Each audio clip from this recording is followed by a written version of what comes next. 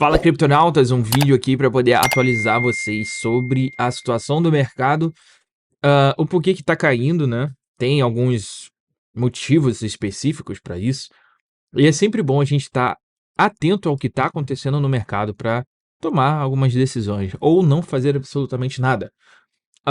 Eu tô aqui no gráfico do total, ele representa todo o dinheiro do mercado cripto.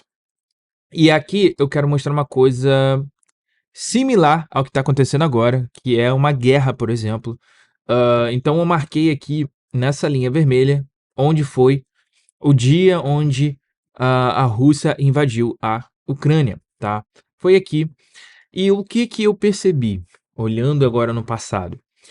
Que naquele momento, olha que eu tô num tempo gráfico semanal, que é super pesado, só que naquele momento, a gente estava indo buscar o ombro direito no tempo gráfico, semanal, né, só que um tipo de um padrão aqui que é bastante extenso, bastante demorado, mas tem aqui vou desenhar para você aqui, ombro, cabeça, ombro direito, tá? E aqui, eu sempre falo que no ombro, cabeça e ombro, a gente não necessariamente precisa esperar ah, o gráfico ir buscar o ombro direito reto, assim, entendeu? Nem sempre é reto. Então, quando eu vou traçando, eu pego o ombro esquerdo e eu vou colocando no fechamento do candle próximo do ombro direito, eu já consigo ter uma noção de uma possível rejeição. Eu tenho feito alguns testes e vi que isso realmente tem ocorrido. Então, tendo em vista aqui que quando aconteceu a guerra da Ucrânia, meio que foi ignorado, né? A gente teve sim uma grande queda, mas a gente voltou logo em seguida para a busca do ombro direito para depois ter essa correção. Só que essa correção aqui, ela resultou numa saída de 884 bilhões de dólares. É muita coisa. Praticamente o mercado caiu pela metade. E olha que não caiu, eu não tracei a queda, tá? Daqui de cima, que era o certo, para cá para baixo. Eu tracei a queda daqui do dia da invasão da Rússia na Ucrânia. Ignorei todo esse pump aqui e só contei depois que chegou no mesmo nível da invasão para baixo, tá? Então, se do nível da invasão para baixo caiu 50%, né? 800 e poucos bilhões, já foi muita coisa. Agora, olha aqui, se eu pegar desde quando fez o último topo descendente, tá? Olha isso. A gente caiu aí 1 trilhão. Cara, cair 1 trilhão é coisa pra caramba, tá? Muita coisa. Derruba realmente o mercado, mas eu considerei apenas do dia da invasão, mesmo depois desse pump, do nível da invasão para baixo, que já foi muita coisa. E aqui eu quero que você veja o seguinte, tá? Pode ver que foi formado um ombro, cabeça e ombro e resultou numa queda, ou seja, o padrão ele se concretizou. Aqui o volume também foi muito, muito, muito decrescente, tá vendo? A gente perdeu bastante volume no mercado, a gente está vendo isso através de pouco interesse, pouca volatilidade. Só que agora a gente vendo no gráfico do Bitcoin, que é basicamente a mesma coisa do total, a gente percebe que estamos num padrão de ombro, cabeça e ombro no semanal, beleza? E um ombro, cabeça e ombro no semanal, aqui ó, ombro, cabeça, ombro.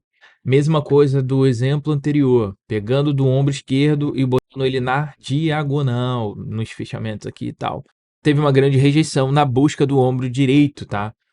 Então, mais ou menos o mesmo padrão que aconteceu naquele período de guerra da Ucrânia e da Rússia, aconteceu na primeira semana onde iniciou-se a guerra de Israel, tá? Com a Palestina. Então, esse ombro, cabeça e ombro aqui, por exemplo, tem uma pequena similaridade com o período de guerra da Rússia e Ucrânia e agora a guerra de Israel e o Hamas, né, os lá na Palestina e tudo mais. E eu quero que vocês também percebam uma coisa aqui. que diz muito sobre a movimentação de preço, tá? Na semana passada, que nós estávamos indo à busca desse ombro direito para poder ter essa queda depois, você pode ver que a gente teve uma máxima, certo? E depois recuou. Sendo que a gente também teve uma mínima e depois recuou. Ou seja, nós fechamos a semana indecisos, tá? Isso daqui é um sinal de indecisão, tipo, cara, para onde a gente vai? A gente não tem exatamente uma informação que vá definir a tendência a partir de agora. Quando isso acontece, quando você vê um doji como esse, por exemplo, um candle que significa indecisão, você acaba não tendo tanto assim uma resposta, por isso que padrões de equilíbrio são formados em tempos gráficos menores, como no 12 horas, por exemplo. Só que aqui eu considero que a gente teve a confirmação, sim, que o ombro direito ele realmente teve efeito nessa análise que eu tinha feito, porque essa aqui é o tamanho da semana passada inteira, tá vendo? Essa semana de agora já está com um candle muito vermelho, que o corpo dele já supera o fechamento desse aqui. Aqui teve muita volatilidade para ambos os lados. Aqui a gente consegue ver que a força predominante é a vendedora. Logo, o que vocês têm que olhar a partir de agora? Não significa que o que aconteceu na época da guerra da Ucrânia e da Rússia vai ocorrer agora, mas o mercado internacional como um todo já está operando em queda por conta desse confronto. O preço do petróleo aumentou quase 5%. Israel é muito forte em petróleo, isso também impacta diretamente no preço de muita coisa, e junta com mais outros dois fatores que ajudam a derrubar o mercado, que são a taxa de desemprego nos Estados Unidos está muito baixa, ou seja, a economia nos Estados Unidos está forte. Quando a economia está muito forte, muito aquecida, acaba que a inflação toma conta do país, né? Aí, para poder reduzir essa inflação, tem que aumentar a taxa de juros. Aumentando a taxa de juros, você desestimula o consumo da população e faz a inflação melhorar, cair. Só que a gente sabe que quando aumentam os juros, o mercado de renda variável cai. Então, esse daí é um outro agravante. A guerra atual de Israel não vai ser o maior motivo do mercado desabar demais, porque a gente já estava meio que precificando muitas aversões ao risco. E isso daí é mais uma coisa que, tipo, mano, já sei o que aconteceu na guerra da Ucrânia, que tá tendo mais uma guerra agora, isso não vai fazer tanta diferença. No mercado, realmente não vai ter um grande impacto por conta dessa guerra. Se continuar caindo, é por conta desses outros motivos que eu mencionei anteriormente, como a taxa de juros que vai ficar mais alta por mais tempo, tá? Higher for longer é o termo que eles usam. Então, agora vamos a oportunidades de trade. A gente percebe aqui que no total já saíram 18 bilhões, tá? Mas antes, quando eu comecei a gravar esse vídeo, estavam menos 21 bilhões. Ou seja, alguns bilhões já estão voltando para o mercado. Se a gente vê num tempo gráfico menor, a gente observa isso através de repiques, tá? Só que o repique acabou não sendo muito forte. O repique teria que ter acontecido aqui. Ou seja, ele teria que ter feito isso aqui, ó, para poder mostrar a força. E ele não mostrou força, ele mostrou fraqueza, tá? Fraqueza. Por que fraqueza? Topos descendentes. Enquanto estiver fazendo topos descendentes, o mercado estará fraco. Se o mercado está fraco, não tentem achar oportunidades de long, porque pode ser falso. Quem entrou aqui achando que ia ter um repique, tomou stop. Quem entrou aqui achando que ia ter um repique, tomou stop. Quem entrou aqui achando que ia ter repique, tomou aqui um stop. Abaixo do fundo, né? Tô considerando abaixo do fundo os stops. Então, a gente tem que esperar um sinal de reversão de tendência do mercado para poder tomar atitudes de long. No geral, é bom que o preço caia, porque as pessoas querem comprar mais barato para longo prazo. A gente sabe que tá para acontecer aí para frente. Então, esse momento de caos é muito bom. Mas aí eu não aconselho ficarem olhando muitas coisas para long. O mercado não tá para isso agora.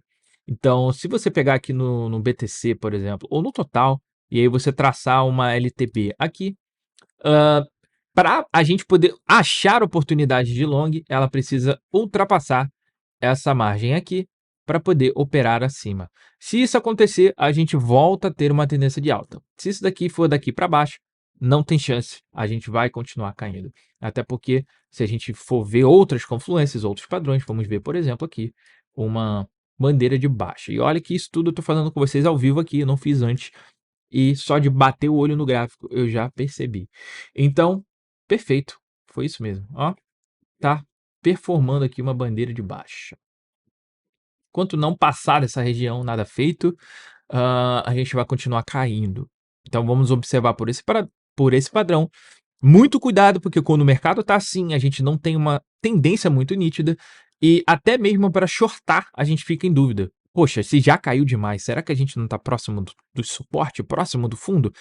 Então, realmente, isso pode acontecer, de você ficar confuso, de tentar shortar e daí do nada você tomar um repique, tá? Quem não pega a queda no início ou um pouquinho depois do que ela acontece, realmente não é o momento para poder entrar, fica de fora, olhando qual vai ser a próxima movimentação de mercado, e aí sim a gente toma uma decisão. Não estou olhando por nenhum trade no momento, vou esperar o mercado me dar mais sinais para que eu possa tomar algum tipo de atitude.